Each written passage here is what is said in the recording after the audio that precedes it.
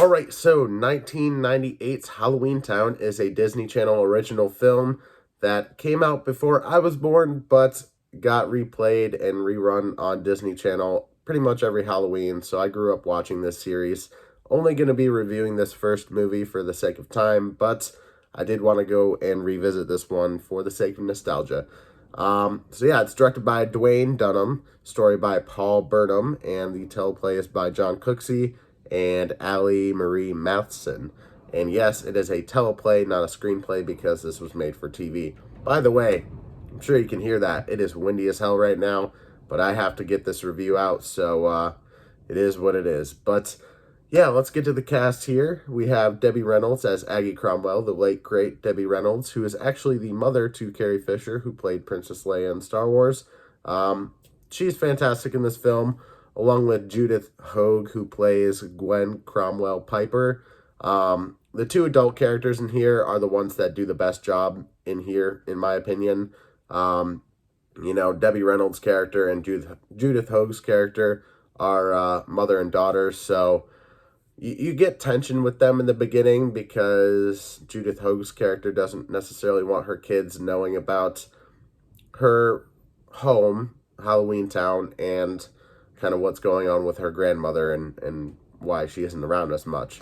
For that aspect of this movie, I absolutely love it. For everything else, I kind of love the cheesy campiness, the Halloween vibes of it, but this movie does not hold up whatsoever, with very, very poor visual effects, obviously, because it's a late 90s film on Disney Channel made for TV, so you really can't expect a whole lot, and a lot of the movies going forward really don't improve on the visual effects too much, but there's something about the cheesy and campiness of this that always gives me that nostalgic feeling while watching it, and gives me that nostalgic feeling when thinking about this movie. So I do have a lot of appreciation for this movie, but I can admit that this one does not hold up at all. For some people, Halloweentown 2, Calabar's Revenge is actually the best, but I mean, why am I going to review a sequel and not the first one? And also, just for time, as I said, I just want to review this one because there's a lot of other Halloween type movies that I want to watch before Halloween. So, but yeah, also in the cast here, we have Kimberly J. Brown as Marnie Piper, who actually went on, I believe, Calabar's son in the second film. I forget the actor's name, but they actually got married, so that's kind of cool there. I always love to see that. But yeah, Kimberly J. Brown in here as Marnie. I thought Marnie was like the coolest character ever, but in here she's really just super bratty and just like constantly telling her mom, oh, I'm going to do this and you can't tell me what to do.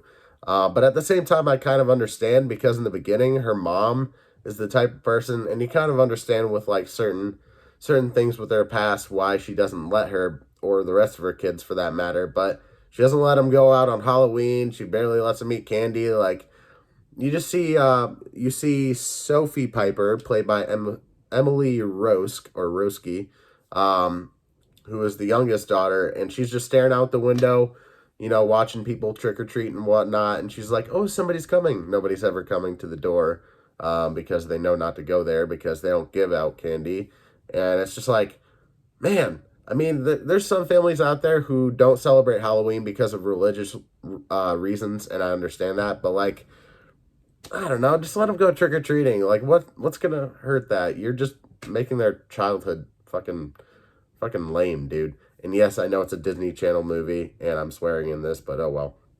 I'm sure most of the people who remember this movie are about my age or older, so oh well. But we also have Joey Zimmerman as Dylan Piper in here.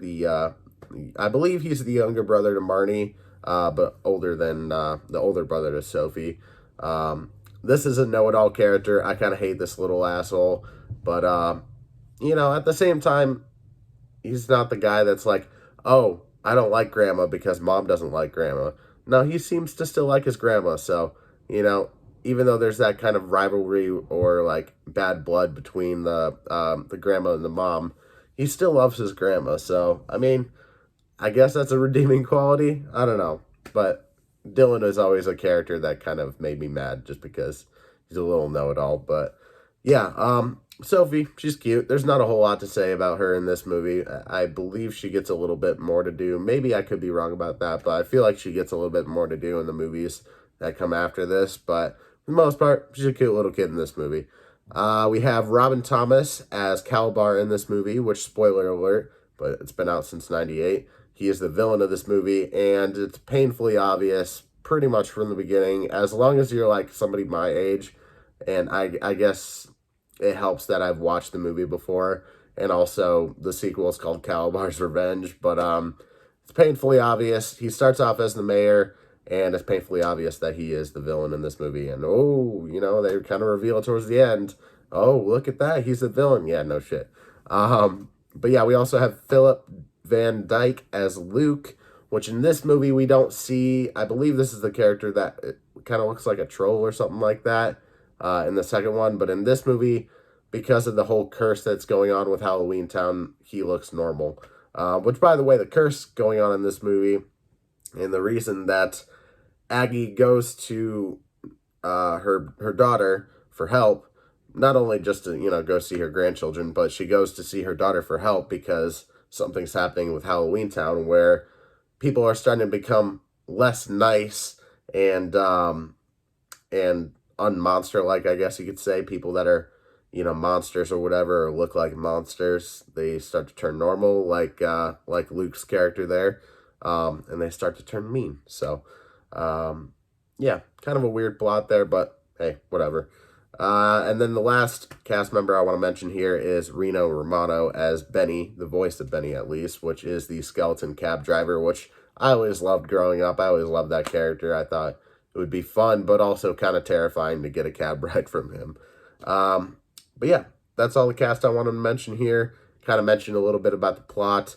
Not going to be going too deep into the plots or anything. I'm basically going to be talking about how I feel about the movie overall. But yeah, if you haven't seen this movie, would I recommend it? Not completely. It really depends on the age you are, and if you watch these types of movies growing up, you might have some nostalgia for it, even if you haven't seen it.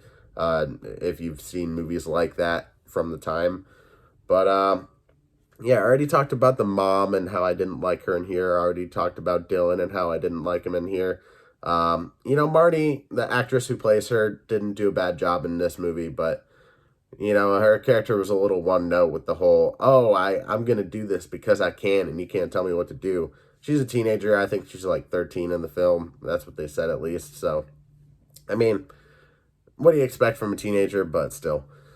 But yeah, Debbie Reynolds, best actress in here, and I was surprised, I guess not surprised, but I kind of forgot how good Judith Hoag was in this movie. She does have really good character development in the film, so I very much appreciate that. But Debbie Reynolds steals the show in this movie in my opinion, and she steals the show in pretty much all the other movies she's in as well, which I believe she's not actually in Return to Halloweentown. She thinks she either might have a really small part or it's like a recording or something like that. I don't know. But yeah, Return to Halloweentown doesn't even have Kimberly J. Brown as Marty Piper in it, so that one's not really worth watching. I remember liking it as a kid, but I don't think really any of these movies hold up by today's standards. But I do have a good amount of nostalgia, at least for this first film and maybe the second.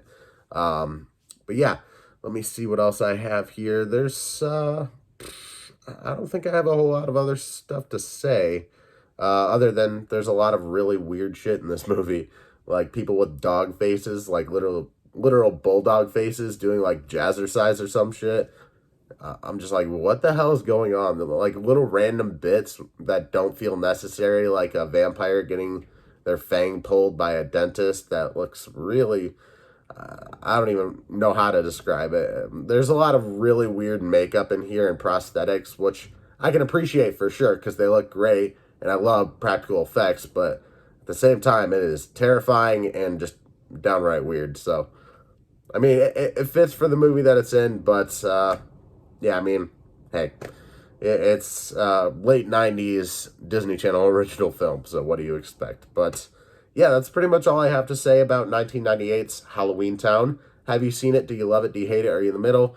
For me, I have a lot of nostalgia for this movie, but I am not blind to how much this movie does not hold up and how bad some of the acting can be and how bad some of the story and dialogue can be as well. So I mean, I'm gonna go ahead and give it like a 5.5 out of 10 just for nostalgia alone, really, and then maybe for Debbie Reynolds and Judith Hoag's performances. But other than that, I don't know if I'm gonna be rewatching this one next Halloween. It's been quite a long time since I've seen this movie, so um, yeah, it was interesting to see how much it holds up by as compared to my younger brain who loved these movies growing up. But yeah, have you not seen Halloweentown? Are you going to watch it this Halloween season? I would love to know why or why not.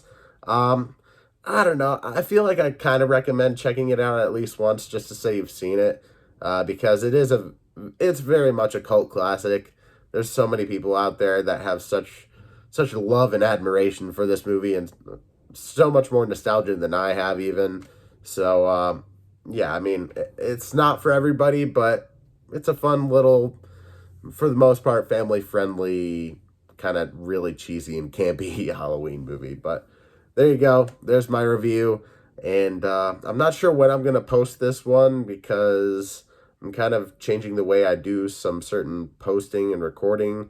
So there's certain things on this channel that are going to be recorded way ahead in advance. So I'm not necessarily sure what will come next in terms of reviews or anything like that after this video is posted. But I appreciate you all for watching. Leave a like on the video. Yeah, leave a comment about Halloweentown or really any other Halloween movie you want to talk about. Really any comments you want to put down in the comment section below. I would appreciate it. Subscribe, hit that notification bell so you never miss an upload. And I will see you in the next one where I should be reviewing a movie or TV show. See you later.